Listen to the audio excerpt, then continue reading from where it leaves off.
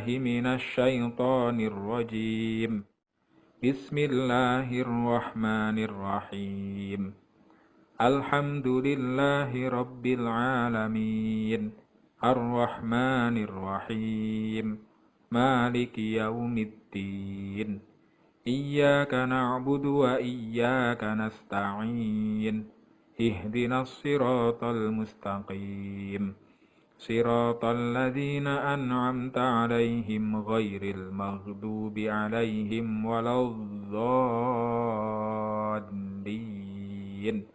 رب اغفر لي ولوالدي وللمؤمنين آمين رب اشرح لي صدري ويسر لي أمري واحلل عقدة من لساني يفقه قولي ربي زدني علما وارزقني فهما آمين يا رب العالمين. Halo anak-anak semuanya, Assalamualaikum warahmatullahi wabarakatuh. Gimana kabar anak-anak hari ini? Semoga anak-anak semua dalam keadaan yang selalu sehat, selalu kuat, dan terus bersemangat untuk belajar. Hari ini bertemu dengan Ustazah Prima. Kita akan belajar pada mata pelajaran Bahasa Indonesia, yaitu materi mendengarkan teks narasi sejarah. Sebelumnya anak-anak sudah belajar tentang apa itu teks narasi sejarah. Ya, Ustazah ulangi sedikit. Teks narasi sejarah adalah suatu teks yang berisi tentang peristiwa sejarah dan disampaikan dalam bentuk narasi atau urutan cerita. Dalam sebuah teks narasi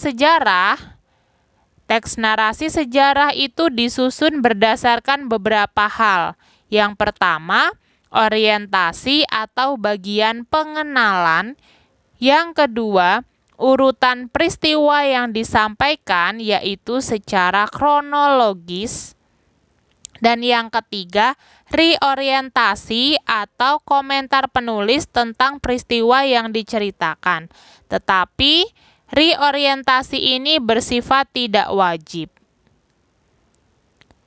Nah, ada beberapa hal yang harus anak-anak perhatikan ketika mendengarkan teks narasi sejarah. Yang pertama, anak-anak saat mendengarkan harus sungguh-sungguh, harus penuh dengan konsentrasi. Dan tidak ada gangguan atau kebisingan yang lain. Yang kedua, anak-anak harus mencatat informasi penting apa saja yang ada di dalam teks. Informasi penting yang Ustazah maksud diantaranya adalah judul dari teks narasi sejarah, lalu tokoh-tokoh atau siapa saja tokoh yang dibicarakan di dalam teks narasi sejarah. Lalu yang ketiga, tempat peristiwa terjadinya di mana. Yang keempat, kapan waktu peristiwanya terjadi. Dan yang kelima, apa sih konflik atau permasalahan yang terjadi di dalam teks narasi sejarah. Berikut, Ustazah akan memaparkan sebuah teks narasi sejarah. Anak-anak bisa melihat ya, sosok pahlawan dari masa lampau. Beliau adalah Sultan Agung, ya.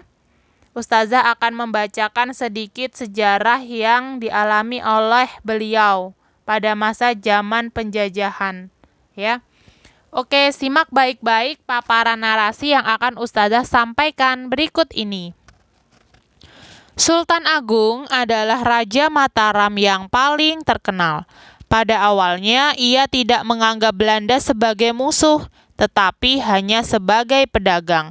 Namun, setelah Belanda enggan meminjami kerajaan Mataram kapal untuk menyerang Banten, Sultan Agung menganggap Belanda sebagai musuh.